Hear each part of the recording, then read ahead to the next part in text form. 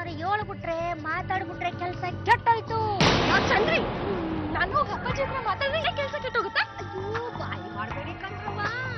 ಅಲ್ಲ, ಈಗ ನೀವು ಅಪ್ಪನ ಜೊತೆ ಮಾತಾಡ್ತಾ ಇದ್ರೆ ಅವ್ರ ಜೊತೆ ನಿಮ್ಮನ್ನು ಮನೆ ಒಳಗೆ ಬಿಟ್ಕೊತಾರೆ, ಉಪಚಾರನು ಮಾಡ್ತಾರೆ, ಒಂದೆರಡು ಪಿರುತಿ ಮಾತು ಆಡ್ತಾರೆ.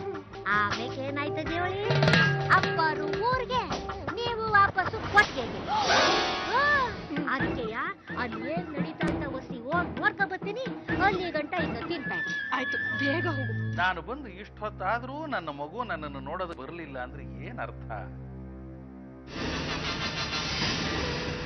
ಗೊತ್ತಾಯ್ತು ಬಿಡಿ. ನಮ್ಮ ಅಳಿಯಂದ್ರಿಗೆ ಕಾಡು, ಬೆಟ್ಟ, ಪಶು, ಪ್ರಾಣಿ, ಪಕ್ಷಿ ಅಂದ್ರೆ ಬಲೇ ಇಷ್ಟ. ರಾವಣಿನು ಕಂಡು ಮುನಾರ್ಗೋ ಊಟಿಗೋ ಸುತ್ತಾಡೋದಕ್ಕೆ ಹೋಗ್ಬಿಟ್ಟಿದ್ದಾರೆ ಅಲ್ವೇ?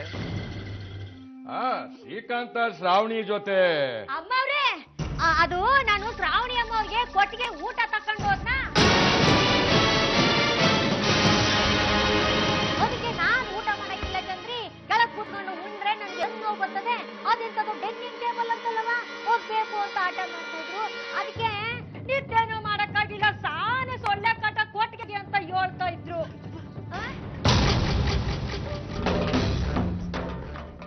ಅಂದ್ರೆ ನನ್ನ ಮಗಳು ನಿಮ್ಮನೆ ಕೊಟ್ಟಿಗೆಯಲ್ಲಿರೋದು ನಿಜಾನ ಅಂದೆ?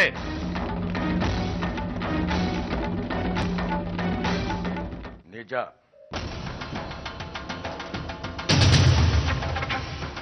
ಏಯ್, ಈ ಮಾತನ್ನು ಹೇಳೋದಕ್ಕೆ ಎಷ್ಟು ಧೈರ್ಯ ನಿನಗೆ? ಕೈಗೊಬ್ಬ ಕಾಲುಗೊಬ್ಬ ಆಳುಗಳನ್ನ ಇಟ್ಟು ಸುಖದ ಸುಪ್ಪತ್ತಿಗೆನಲ್ಲಿ ಬೆಳೆದೋಳು ನನ್ನ ಮಗಳು.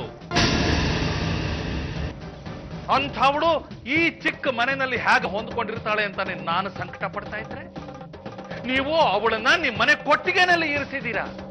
ಛೇ, ಸಾಕು. ಇಮೇಲ್ ಇಲ್ದಿರೋ ನಿನ್ನ ಮಗಳು ನೀನ್ ಇಷ್ಟೆಲ್ಲ ಮಾತಾಡ್ತಾ ಇದೆಯಲ್ಲ, ನಿನ್ಗೊಂದು ನಾನೊಂದು ಪ್ರಶ್ನೆ ಕೇಳ್ತೀನಿ, ಉತ್ತರ ಕೊಡ್ತೀಯಾ? ನಿನ್ ದೊಡ್ಡಿಲಿರೋ ಗೊಡ್ಡಸುನ ಏನಪ್ಪ ಮಾಡ್ತೀಯಾ? ದೊಡ್ಡಿಯಿಂದ ಆಚೆಗೆ ಹಾದಿ. ನಾನು ನಿನ್ನ ಮಗಳಿಗೆ ಮಾಡಿರೋದು ಅದೇ ಕೆಲಸ. ನಿನ್ನ ಮಗಳು ದೊಡ್ಡ ರಾಣಿನೇ ಇರ್ಬೋದಯ್ಯ, ಆದ್ರೆ ಅವಳು ಪಂಜೆ. ವಂಶೋದ್ಧಾರ ಮಾಡೋ ಯೋಗ್ಯತೆ ಇಲ್ದೇ ಇರೋಳು ಅವಳನ್ನ ಪಂಜೆ ಅಂತಾರೆ. ಅಂತವ್ರನ್ನ ಶಾಶ್ವತವಾಗಿ ಅವ್ರ ತವ್ರ ಮನೆ ಕಳ್ಸ್ಬಿಡ್ಬೇಕು. ನಾವು ಕೆಟ್ಟ ಜನ ಅಲ್ಲ. ನಿನ್ನ ಮಗಳಿಗೆ ಎಲ್ಲಾ ಸೌಲಭ್ಯಗಳನ್ನ ಕೊಟ್ಟು ಮನೆ ಹತ್ರನೇ ಇಟ್ಕೊಂಡಿದ್ದೀವಿ.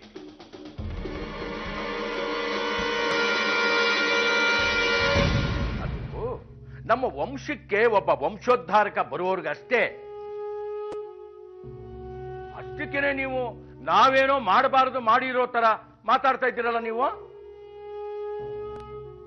ಶ್ರಾವಣಿ ನನ್ನ ಮನೆ ಸೊಸೆ, ಅವಳ ಮೇಲಿನ ಅಧಿಕಾರ ಹಕ್ಕು ಎಲ್ಲ ನಮಗ್ ಸೇರಿತು. ಕೇಳಿಲ್ವಾ? ಕೊಟ್ಟಿ ಹೆಣ್ಣು ಕುಲುಕು ಹೊರಗೆ ಅಂತ. ಇದನ್ನ ದೊಡ್ಡೋರು ಹೇಳಿರೋ ಮಾತಿದು. ಒಪ್ಕೊಳ್ಳೇಬೇಕು.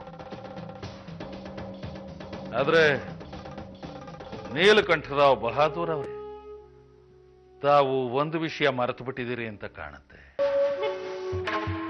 ನಿಮ್ಮನೆ ಕೊಟ್ಟಿಗೆಗಿಂತ ದೊಡ್ಡದು ನಮ್ಮನೆ ಕುದುರೆ ಲಾಯ.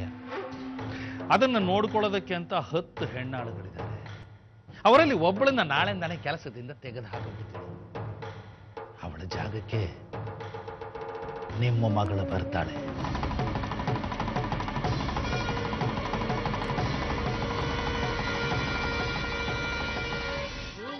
ಬೆಂಕಿಯ ಮಡಿಲಲ್ಲಿ